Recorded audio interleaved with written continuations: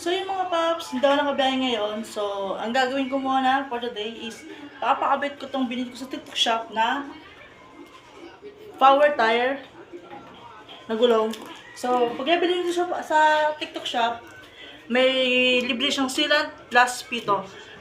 But kung gusto mo nga ng good quality at saka gawang Pinoy, kung ikaw may motor o delivery rider ka na katulad ko. So, mga paps, murang-mura nga lang ito nabili sa TikTok shop, nasa 600 plus lang. Tsaka budget meal lang.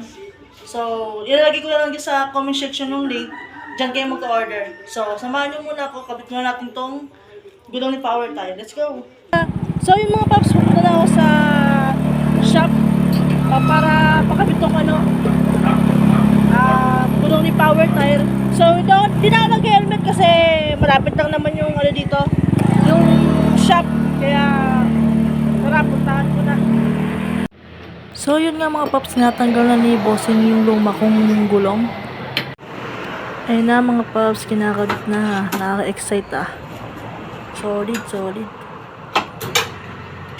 So, yun mga paps, nakabit ko na yung Power Tire na gulong ko.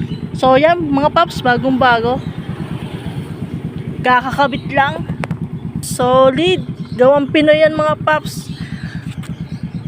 Support natin yung gawang Pinoy mga paps. Power Tire yan mga paps. So, ganda. Pwede na pang bakbak.